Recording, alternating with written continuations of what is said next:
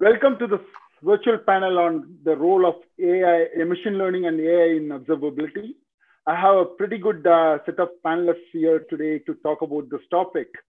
The motivation for my discussion is like I've been focusing on the role of machine learning and AI in operations. That's going to be the theme for the next few months. And the low-hanging fruit is observability, and I think that's where we can see, we are seeing some tools taking advantage of that. And also that's the starting point for the eventual use of machine learning and artificial intelligence in operations. So that's my belief. So I would love to hear from others on what they think about it. And let's start with the introduction, introducing the guests, and then we get into the discussion. So Eric. All righty, I'm the leftmost one on the panel, so I get to go first. My name is Eric Wright. I'm most often known as Disco Posse. I'm at Disco Posse on Twitter. I'm the technology evangelist for Turbonomic and author and blogger at discoposse.com. And so, yeah, thanks very much to Krish and the team for having me on today. This is going to be exciting. I'm keen on ideas around AI, ML, and it's a very rare occasion where once I heard Rob Hirschfeld say something and in a great discussion that you both had. And so I've got some neat stuff to say about this. Andy? Super. Chris, it's great to be here. Thank you so much for putting this great panel together. It's going to be a lot of fun. I'm Andy Mann. I'm with Splunk. I'm the Chief Technology Advocate there. Spend a lot of time listening, understanding what we need to do, telling stories about what customers have already done. Obviously, working at Splunk, data, ML, analytics, AI, these are all very, very deeply interesting topics to me. So I hope I can help contribute with such an amazing panel. Anil? Hi, I'm Anil Lakhani from Honeycomb. I'm the VP of Marketing here, and I've been in and around the space for more like 20 years now. I'm like the cynical version of Andy. So let's go to Rob, the person who initiated this discussion when we talked about it at the IBM Think Conference in another video podcast. Rob, introduce yourself and let's get going. Thanks. So my name is Rob Hirschfeld. I'm CEO and co-founder of a company called RackN. We specialize in data center operations, and I've been really involved in things like OpenStack, cloud infrastructure, Kubernetes, but on the operation side, so very focused on how to actually make these systems more usable and operable. And I think my job is to provide layups for the actual vendors in this podcast, in this stream. We started, my experience with AI and ops is that it can be challenging to have a system that that knows what to do, but isn't able to do it. And so I think I'm very interested in talking about closing the loop between observing things and making intelligent decisions and then acting on them. And so, very, very excited to provide some fodder and hopefully some easy layups for those of you who have products that are actually engaged in this endeavor. Okay. The next question, I want to start with the most cynical person on the right and go left because it's in the decreasing order of cynicism. So what I want to hear from all the panelists is what do they think of the term observability? And because this will set context to our discussion, and everyone will have a different take on it. So I thought let's set some context before we jump into the topic. So I would love to know what do you think of the term, and how do you think it is different from the traditional approaches of monitoring and log management? Rob? Wait, does that mean I get to go first?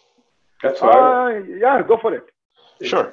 So I'll claim the most cynical stamp, which is kind of funny since I run marketing for a company that champions this term. So having been in the space for a long time, the usefulness of the term is that it's a superset, right? It's more about what you're trying to accomplish rather than how you accomplish it. So monitoring is a way of doing a thing. It's a how. Logging is a how. Doing events the way Honeycomb does them is a how. doing distributed tracing is a how. Observability is a what, it's a goal, it's a thing you achieve.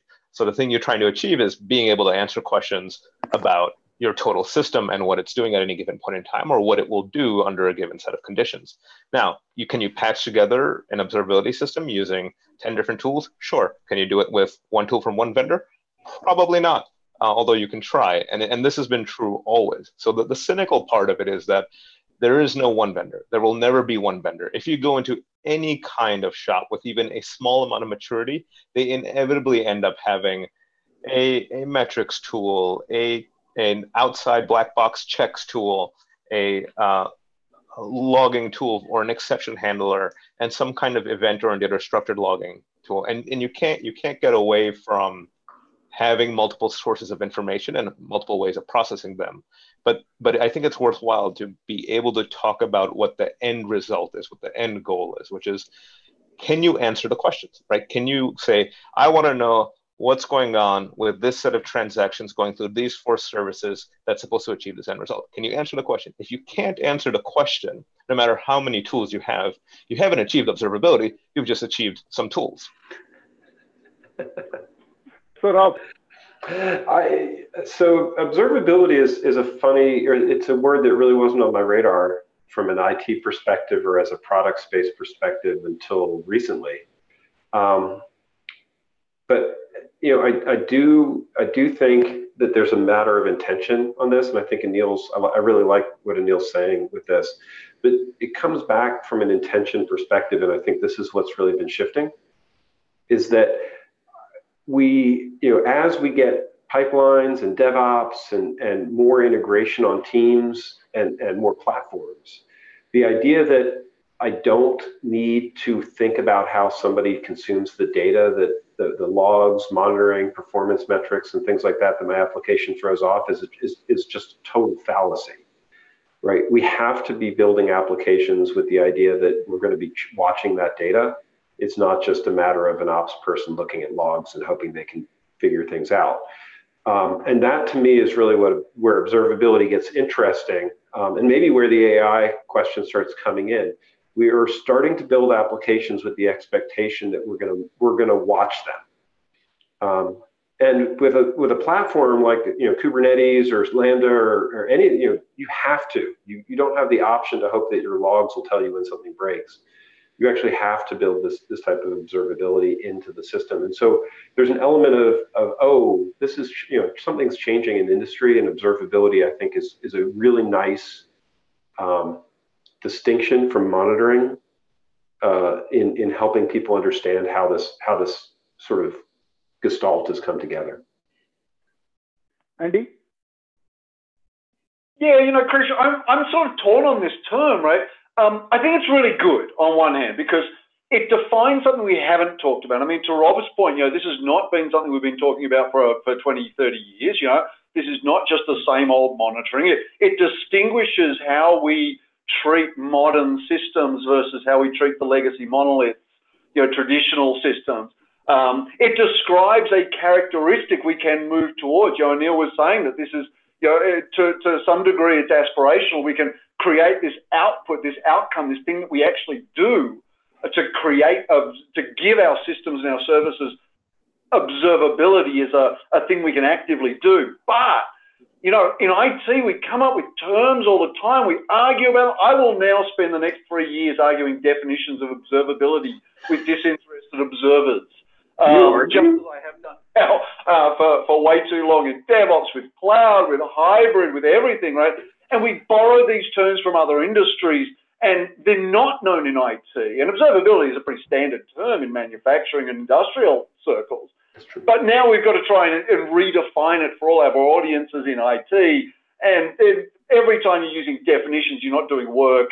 So I'm taught it's a great thing. We've got to do it. We've got to have new ways of monitoring and managing. But do we really need a whole new term for a technique that we're going to apply? I'm sort of torn. Okay. Yeah, that makes sense. That takes us to Eric. What is your take on that? You're muted. Oh, sorry. There we go. The one moment that I lose my internet for a moment. All right. Ooh, the joys of going last is I can pool all these definitions together. You know, I would say that observability is systemized awareness of behavior of applications and infrastructure, right? At its core, that's what it is.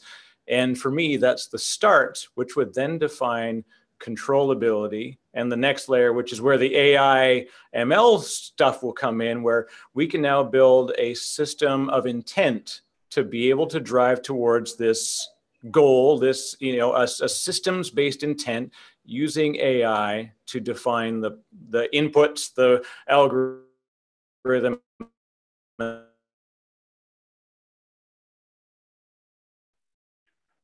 Eric seems to be breaking up. Have to talk down. So observability by itself is challenging because we still have, you know, you, me, all of our friends that have that neat ops term, right?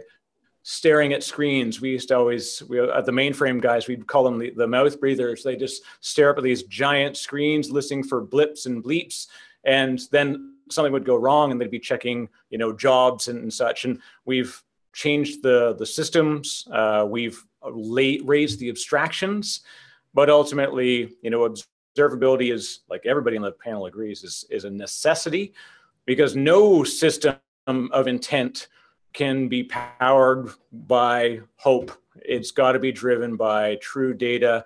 And so it's a neat field. I'm kind of with Andy too. I'm like, oh, good golly, another term that I've got to talk about. But and especially looking at like what Anil and your team is doing, you know, really slick stuff. Again, agree. It's not no single platform will be the de facto standard of observability. However, we will get good at aggregating. And so even then, we've tried for a decade or decades and decades to find the aggregator. And all we end up with is 7 aggregators for the 14 underlying platforms. It's a neat space, but definitely it's a path to what's next. And to quote the soon to be long overused halt and catch fire phrase, it is not the thing, it's the thing that gets us to the thing, right? Where the real goal is the system that will use this data to derive results. Okay. So like we need to set some context, further context into the real topic of the panel, which is using machine learning or AI in observability. So from that context, I want to talk about the SRE world, where Rob is active and most of you are active. So we need to look at what the question of what and not how. So as Anil said, that's what we need to be doing. But in the SRE world, they are still like doing it in a more human-centric way. Like, okay, is this filling up? So they are sort of like asking the what question and not letting the platform deliver them what they should be looking at. So I think there is an inherent limitation in which it is being used today. So do you agree with that? And if yes, what is your take on that? It's an open discussion. Can you repeat an inherent limitation in what? Inherent limitations in which the tools are used in the SRE world today. They're not really using to its potential. That's my take on that. Because it's all like the parameters we need to monitor are being sort of defined by the humans based on their existing knowledge. So in a more distributed kind of a system, there could be some other things which they may not know that may be happening, which might be impacting the user experience. So I think the traditional rules-based approach is not going to work. That's my argument. So do you agree? If it's like what is happening in the SRE world from your point of view, and we can take the conversation from there. Wow. Andy? I'll jump in just to start with. Yes. I fundamentally agree. The big challenge, we talk about these new systems. So they're atomized, they're containerized, they're distributed. We're leveraging serverless environments, function as a service, API driven. We don't see into what other services are doing. We fundamentally don't have that capability. We don't write them, we don't build them. We're doing it at a scale because we're using microservice architectures and it's distributed and it's all exploded and atomized. So data is coming in at a scale that is beyond human capability to process. I spent most of my life trying to deal with abstraction, trying to find abstraction layers to deal with complexity, whether it was from the mainframe, and by the way, Eric, I resemble that remark, from my old mainframe days, trying to abstract the meaningless reporting from the meaningful management of that system, all the way through to virtualization and cloud. And now management is getting more and more abstracted.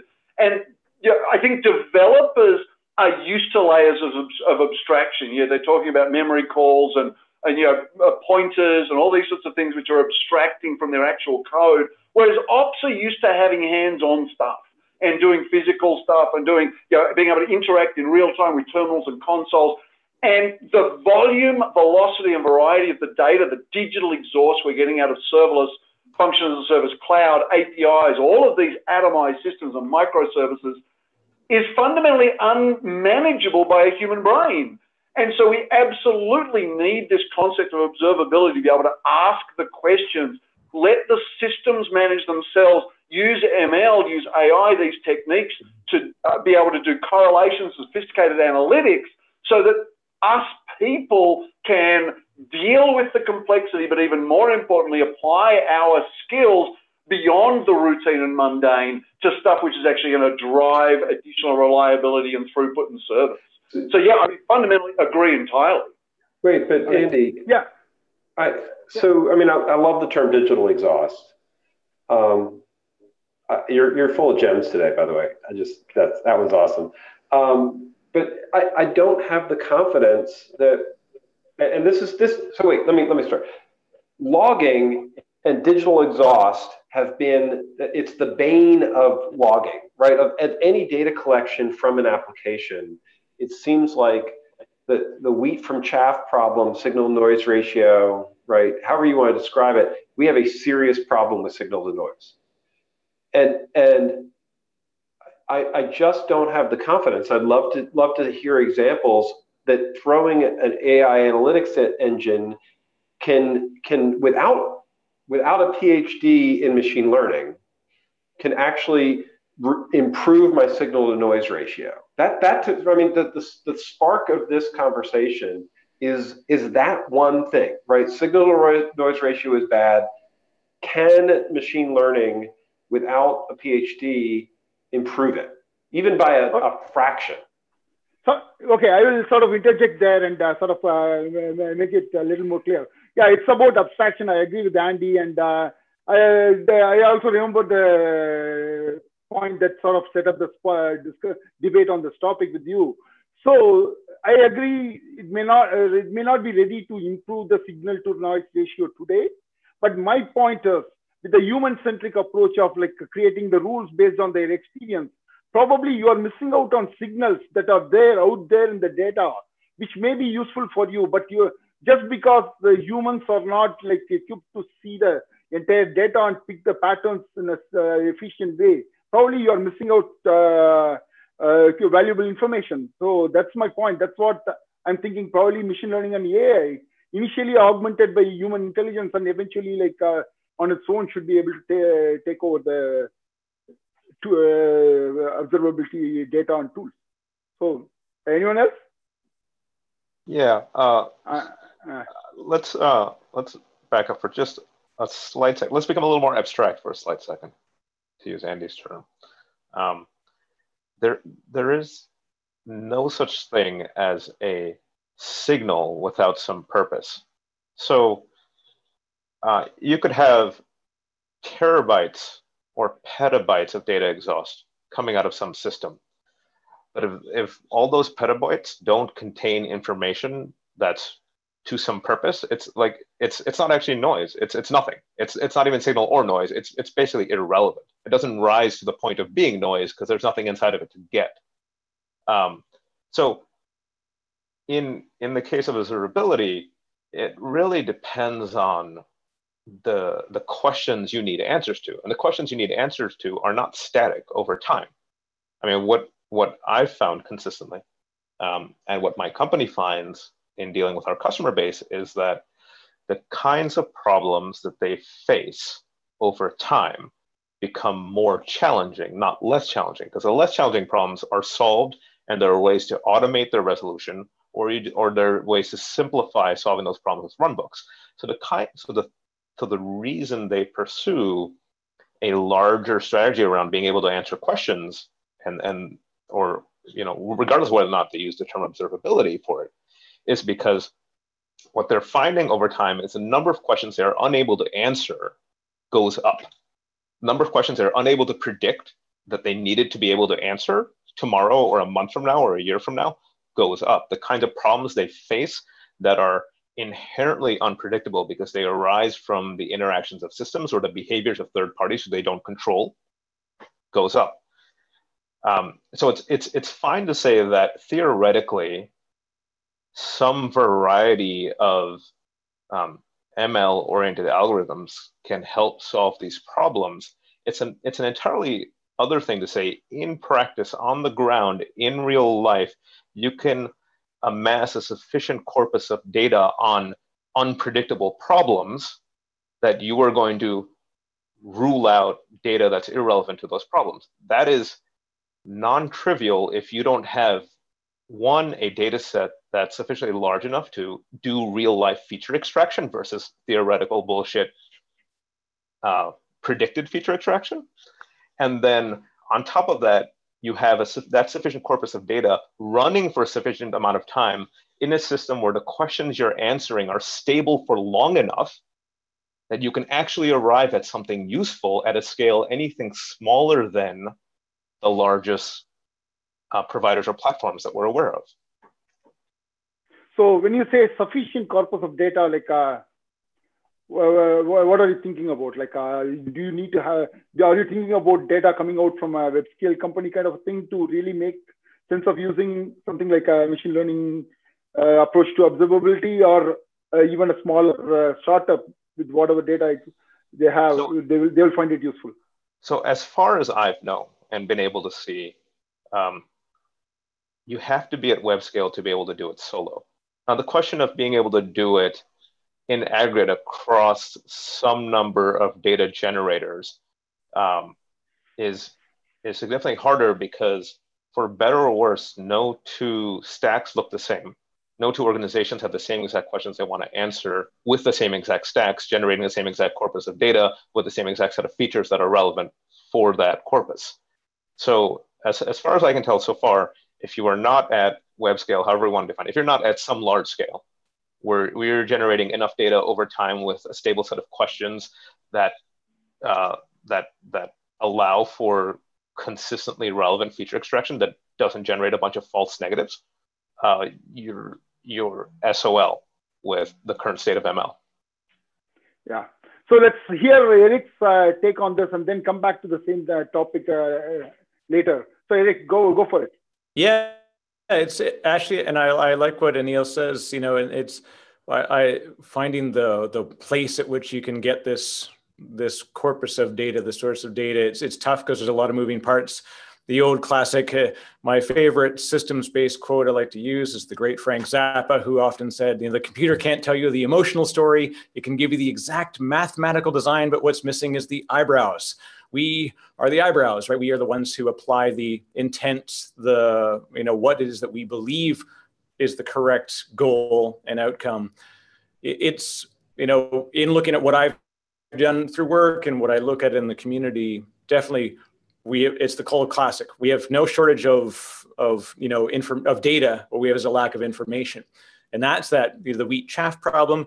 How do we separate it? The biggest thing I have, around a gap to getting to using AI and trusting AI, and then next generation is building ML to make the AI better. Like, this is where it came from. I believe that AI and ML are vastly different in their goals. And that jumped out when you and Christian and Rob were talking, and Rob mentioned, he says, like, AI was about the system that's able to take information, derive the output, and then to learn. And I was like, oh, hold, two different systems. AI itself is static. The algorithm does not change. The only thing that changes is the way that we interpret the output, and that's sort of that ML layer. So again, I agree that we have to feed the system. We have to be able to trust who's feeding the system. The biggest worry of artificial intelligence is that we're using human intelligence to create its goals.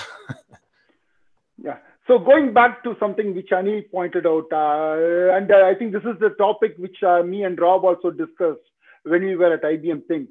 So the issue is about training data. Like we are not going to get training data from smaller organizations. So we have to go rely on web scale companies for training data. So assuming we get the training data from web scale companies because Google is so nice to give it away kind of a thing.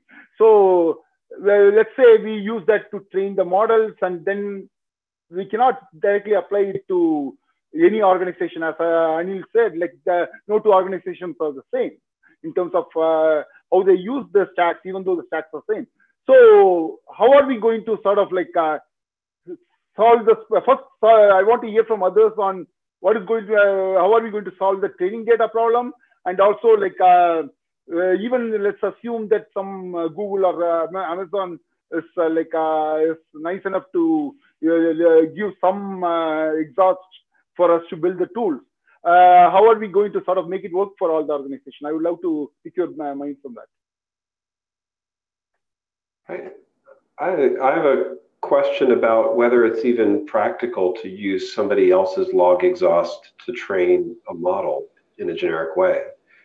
I mean, to me, the first concern I have is on your premise of model training, that somebody could generically train a model based on somebody else's application output. See, is that accuracy. I mean, no, accuracy could be an issue. I agree, but the fact that company at web scale might have systems in different permutations and combinations in terms of configurations that might help the model to at least put together a base set of things to watch.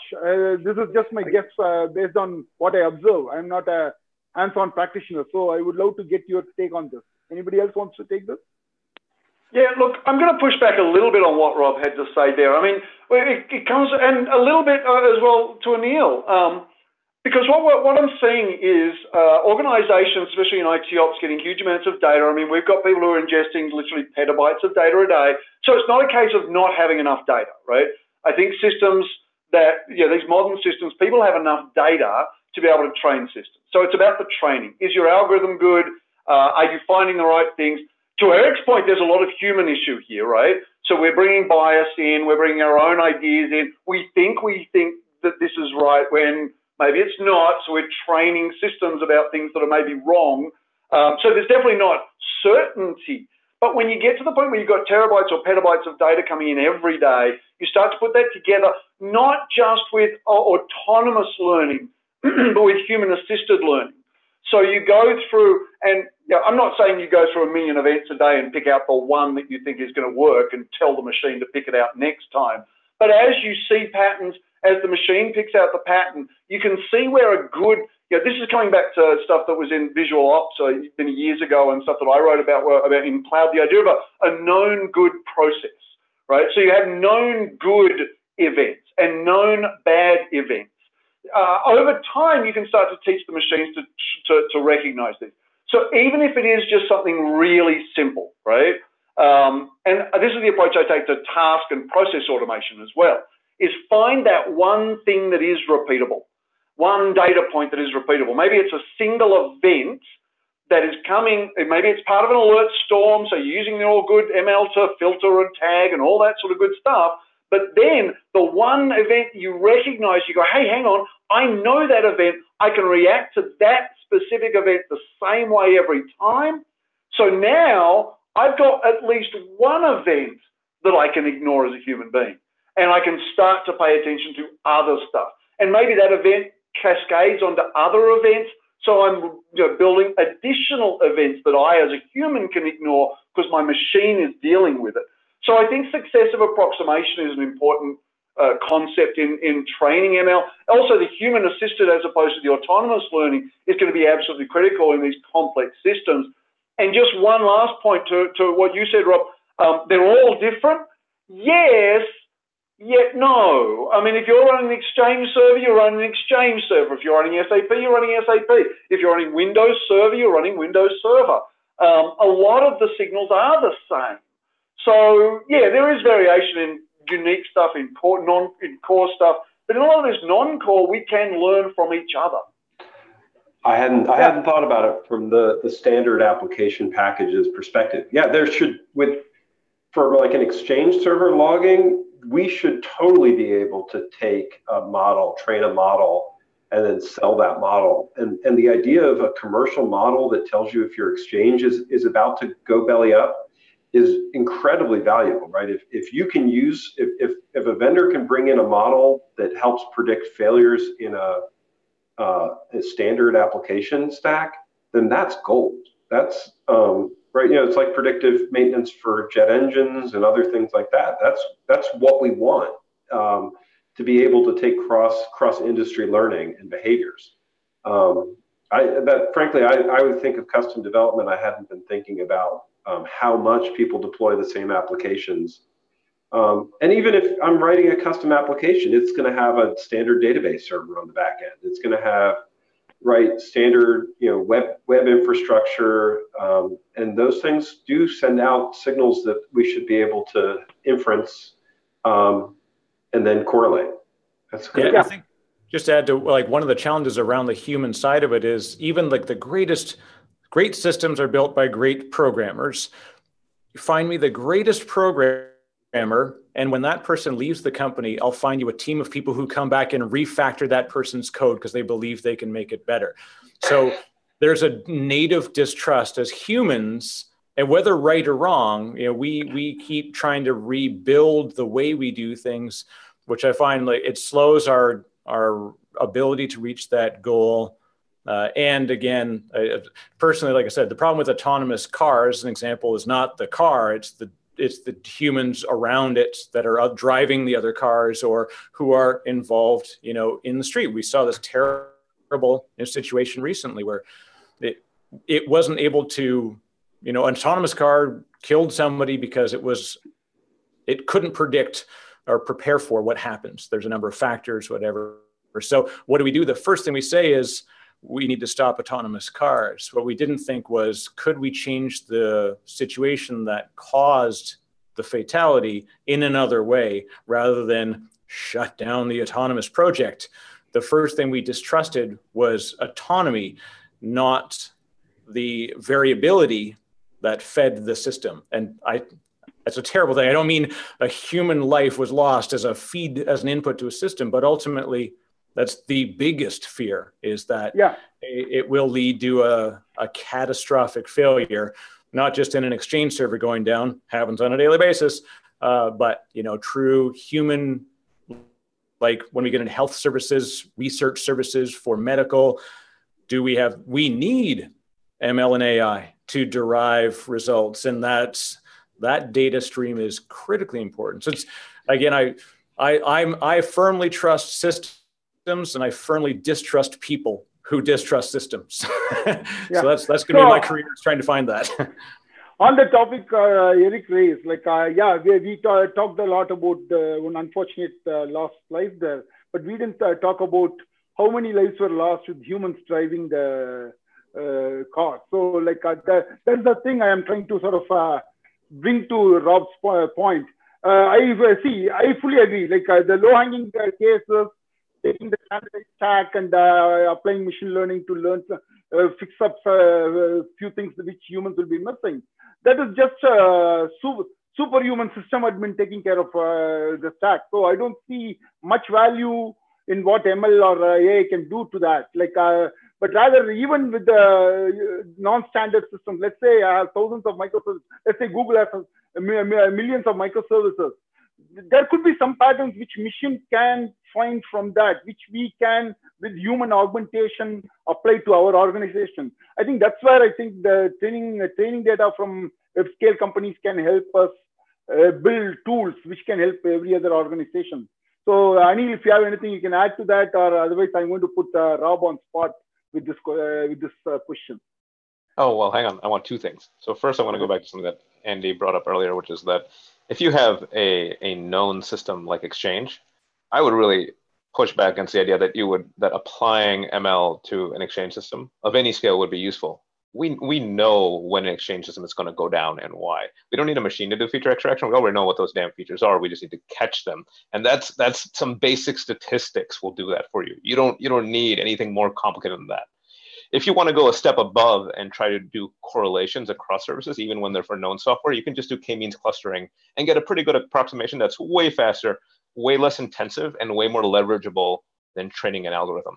Now, on the other hand, if you are doing something where you are a large platform of some kind, you do have a lot of moving parts, you are fundamentally unable to predict the kinds of questions you're even going to need to ask on a day-to-day basis, and you're fundamentally unable for any given number of people, regardless of the power of their tools, to go digging through data, then yeah, then it makes sense, right? Then it makes sense for something to tell you, hey, these things look like they're related. I don't know what they are. I don't know if they're important. There's no normative claim being made by the machine. But anytime this thing moves, this other thing over here moves, and these two things are maybe, totally apart from each other in orders of magnitude, but they look like they're related. So human, here, are these things related? Yes or no? And then, does this matter? Should I make a decision? Yes or no? That seems like an ideal application, especially when you have things that have different data models, that have different usage patterns, that have independent variables that look independent, right? But they might actually be secretly dependent. You just don't know it. To tell you that, hey, this set of things taken together, given some bounding condition like a block of time, these set of things seem to move together, and no one knows why. Maybe you should go look at that. Anyone wants to respond to that? Yeah, no, I think it's a good point, and I think you're right, Anil. For something like an exchange or an SAP, it's a known problem, sort of first principle stuff. But when you start to look about the infrastructure on which we build custom applications, for example, if we're building on top of Docker or we're using Kubernetes, we're building on top of VMs and cloud services, these are again common componentry that we can apply known good practices to, while we divert, I guess, some of the more advanced analytic stuff to the non-core, non-standard. But I think it's a really good point. Simple math will do an Exchange server, but when you're building a custom app on microservices containerized on 17 different availability zones, that probably needs your ML. Yeah. I'd actually pose the question to Anil, in looking at how you're developing, and what your team's doing, how do you choose those first targets? Like what defines early wins in creating true good observability and feeding back to the humans that need to consume this right now? What's the right place to begin, and how do you define where to start, the right abstractions, the right places to look? Because there's a vast amount of systems you could begin with, and how do you choose where to begin? So for us specifically, that's basically an unbounded space, right? So the way we deal with this is, in Honeycomb specifically, we don't have a data model. So we don't impose a data model, we don't impose a schema, we don't impose a specific way of doing instrumentation. So basically, we've chosen to make something that is in some ways easier, because it doesn't require you to predefine what you want to look at and how you want to look at it, and in some ways harder because it doesn't tell you what to do. So the way we've addressed the problem is building something that's infinitely flexible, which has its own problems. One of the things that, thinking through the Honeycomb challenge of knowing what questions to ask, right? I really like that you keep bringing this back to, we need to know what questions to ask. And there is, I think, an opportunity for machine learning to help us identify holes or lack of correlation, and to me, right, because this is a closed loop system, right? And this to me is why I don't think about the exchange model as much. Not that it's not valid, but that we're talking about a system where you can go to a developer and say, the web servers, when somebody buys, a red sock and a blue sock together, our site crashes.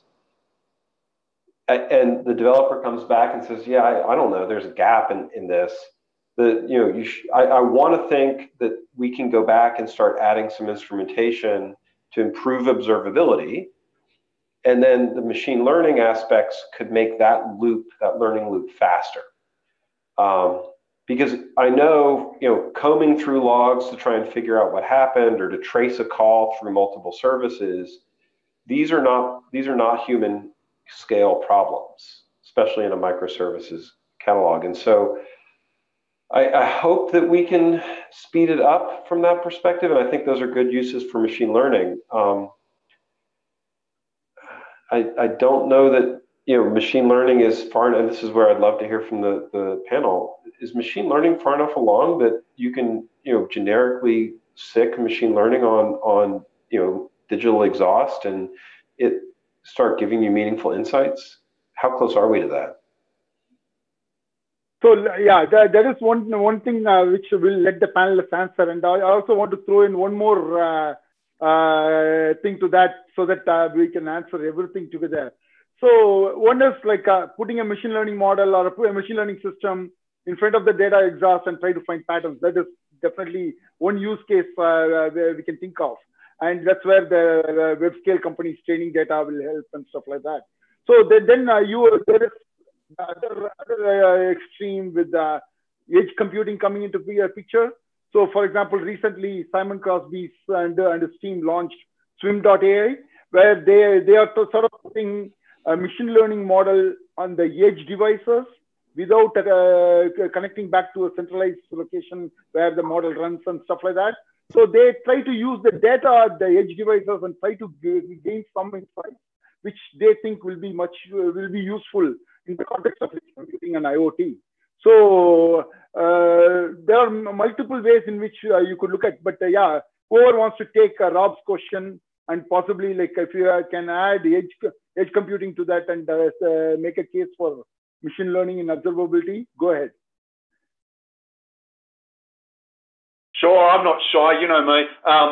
So certainly, is it useful? Absolutely, right now, yes. So I've got a customer. They sell pizzas. So they're using machine learning against all of the business side of their data, right? So this is actually something we haven't talked about. We talked about troubleshooting and technologists and operations and admin, but let's talk about how you can apply machine learning to the digital exhaust to get business insight, right? So if I'm all of a sudden able to sell more pies out of one store than another, why? What's driving that? Is it me? Is it my store? Is it the staff? Is it the coupons? Is it the value offer? Is it Saturday and it's Super Bowl?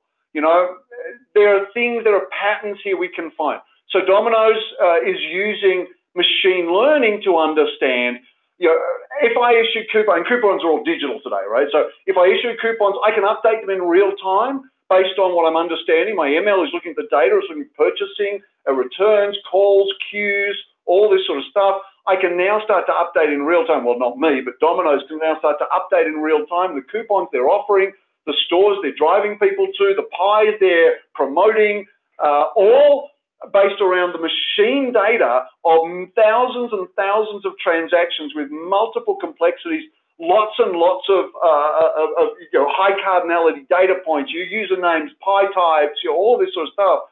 And they're doing that today. I mean, they have been doing it for a little while. So, yeah, I think when it comes to, and by the way, when you think about observability specifically, there's opportunity to really drive business information into that data, right? If you're able to have semantic value in your logging and metrics and the KPIs you're issuing, which talk about business outcomes, revenue, signups, pies sold, same-store sales, all of these sorts of things, then now we're getting into an entirely different set of useful data. So just to that one point, is it useful? Can it be used for real predictive capability? Absolutely.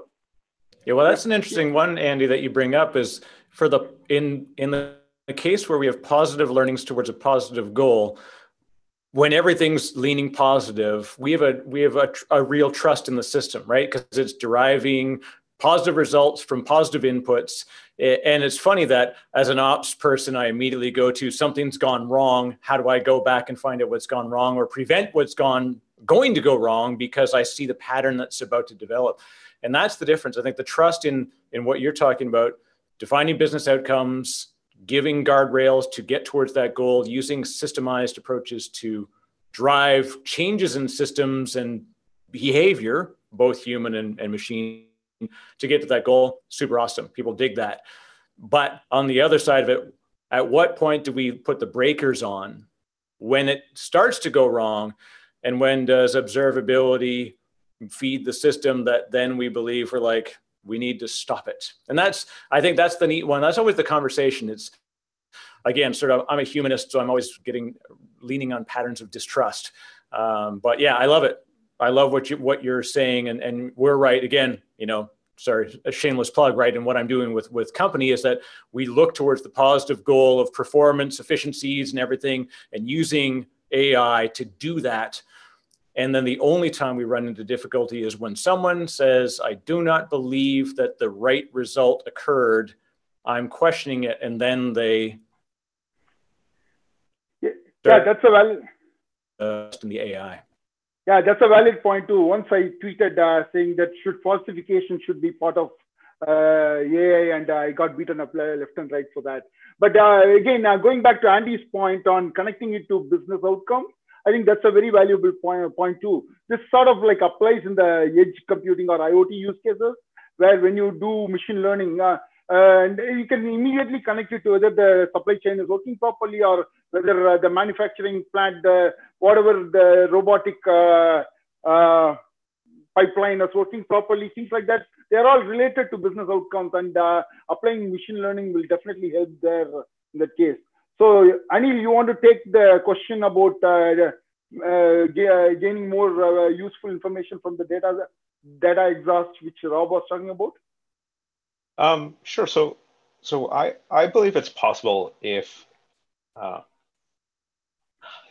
you have a lot of data and you have no idea where to look and you have no starting point, that you can be given,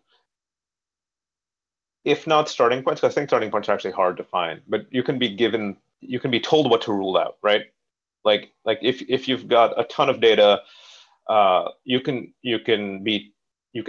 have an algorithm tell you, out of this data, if you give me if you have some bounding condition, like you can't start with no bounding condition. So if you've like a block of time or a particular event or a particular pattern or something, if you give me some seed to start with, I should be able to, if I'm personifying an algorithm as a person, the algorithm should be able to tell you, hey, 80% of this shit is irrelevant. Focus your attention on this 20%. So that's doable. There are known applications for that. For instance, Argos at Uber does this for their observability team. So we know that that's doable given a large amount of data that no one understands, or no one knows where to look or to even begin. Beyond that, I, in my present state, have extreme skepticism. Okay. So I agree. That's a very good use case in cleaning up the data to make it even useful for humans to look at. That's a very good use case. Okay, before we sort of wind up, another question I would love to discuss is the low-hanging fruits in using AI with all the data. For example, I could use natural language processing to sort of ask questions on observability. Those are things that can be enabled by some of the AI tools out there in the market. I know there is a startup which is working with Splunk to do. I think I had them in one of the virtual panels earlier with, I think, Rob or others. So you could, that was focused on security. You could say, hey, did anyone from China try to access my properties, things like that. So you could apply the same kind of tooling for observability data too. So that sort of makes the human SREs much more efficient. Yeah, they are used to using their command line tools, but this sort of brings one more layer of efficiency. So any take on that? Yeah, I mean, this is just one thing about that is I think it's really important to understand that observability data, along with other monitoring and data and signal, if you wish, as opposed to digital exhaust, it's the same data. So, I mean, the example I use with my customers when I talk about this concept is a switch, right? The data coming into a switch is going to tell you how fast transactions are going through the network, but it's also going to tell you if some dodgy person's trying to hack into your system from Tajikistan, right? Not that all access from Tajikistan is necessarily bad, but it's the same data. And by the way, observability data, stuff that's inside the pipe, if you will. You know, it's telling you what's going inside that pipe. And that could be a performance issue. It could be a security issue. It could be a business issue. It's the same data. Yeah, I definitely agree. Yeah, Rob, you have anything? I mean, I still come back to my question on closing the loop on this stuff. Andy, I completely agree, right? It's data that we already have. It's challenging enough to collect it in a centralized place, to analyze it in a centralized place, and draw insights from it. I still think we're a long, long way away from even getting insights that are actionable. There's a huge cliff from that into actually taking action on those systems. And I would actually, to me, this is where I'd love to hear. I think your pizza example is a great one. I think from a business perspective, add more coupons, great. I think from I need to spin up more servers to handle more load, those are great. More proactive metrics based on anything more than simple triggers, I think, is a long way off. And Eric made this point, and I think it's a reasonable one. Machine learning, to me, good machine learning means I'm drawing inferences that humans don't understand. And I think there's a big trust issue ultimately with some of this stuff. And so we're going to have to get much better at observability. We're going to have to go back, help people do that. I think to me, in the short and medium term, just helping people find information that's actionable is a huge win. I know that all three of you are working on helping that problem, which makes me excited.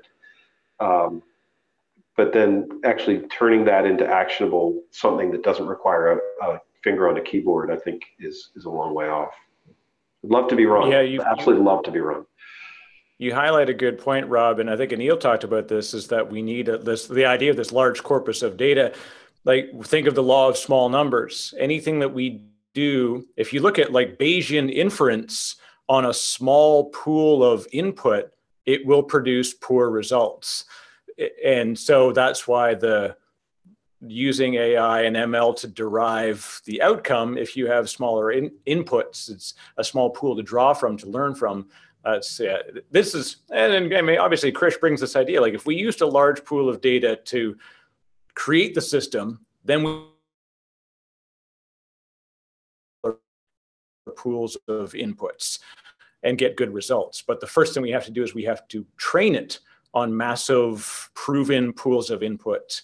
And I think that's going to be the challenge on success in broad use of ML and AI, whereas everybody wants to build their own system. You know, you and I and all the folks on the panel come from especially open source ecosystems, where why do we call everything YA something else? Yet another thing, right? We all think we've got the better way to do the thing. There's how many thousands of patents on the mousetrap, right? We keep trying to believe that we should own the standard of the next thing. And so, I think that's the big barrier. Again, we're going to keep pushing through. We're going to get to collective use of stuff. But yeah, I fully agree. Like I said, Neil nailed it with the idea that we have to have this big initial pool to be able to create. So, Rob, before we go into the closing questions, I want to pick your mind on what do you think is the alternative. I understand fully where you are coming from.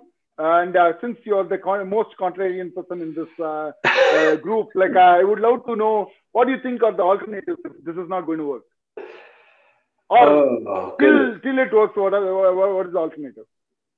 Yeah, right now I think ops is a disaster. Right. I mean, this is right. I deal with data center infrastructure, right? Servers, which people have been running in data centers for 20 years. And it still feels like people are running around with USB sticks trying to image machines. We are in a very serious gap in state of the art here.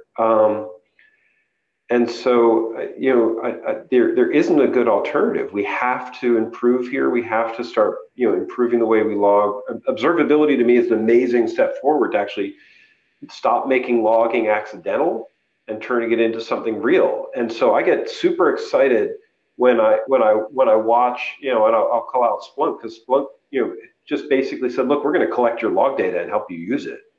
And that was like, this huge light shining in the dark. Kudos to that, and showing that there was market and money there. That's amazing.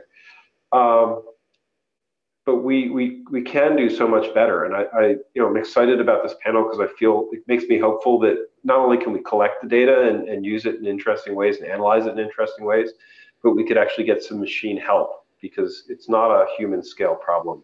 Even a small application is not a human scale problem. Okay, so I think okay. So before we wind up, I have a couple more questions. So the first one is, in the scale of 1 to 10, with 1 being pretty close to where Rob is, where humans are doing everything, and 10 being pretty close to what I aspire everything to happen to be, humans are taken out of the observability loop. So where do you think the current state of industry is? Let's start with Rob and go to Anil, Andy, and Eric. Oh boy, I'll layer a 2 on a scale of 10 for this, Okay. with the hope that I'm off by 5.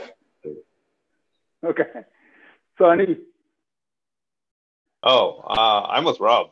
It might even be 1 or 1.5, and the reason I say that is because I am never not surprised that even in very sophisticated organizations, that at the end of the day, frequently problem solving happens with some people SSHing into something and looking at syslog. And at the end of the day, that is frequently the last resort. So is it, do you think this is a mindset issue, or do you think it's a technology issue? Both. I mean, you can trust the thing on the machine, the one machine that you're on, and you can trust your eyeballs, I guess. Although I would argue about that. And the higher up and the larger out in scale you go, the harder it is to trust the machines or the software that you're using. So partially, I think it's a mindset thing, but partially it's true. If sometimes the only way to see a thing is to get as close to that thing as possible and watch the output directly. And that's just a fact of life right now. Okay. Andy? Yeah, that's actually really interesting. That comes back to the whole comfort with abstraction, that operations and sysadmins honestly don't have comfort with abstraction. We want to be able to touch boxes, read log files. We got to get away from this, as if we want to get to scale. But I'm going a little bit off topic, but to Chris's question, yeah, I'm actually with you, Anil. I think it's probably a 1 out of 10. But the future is not evenly distributed, right?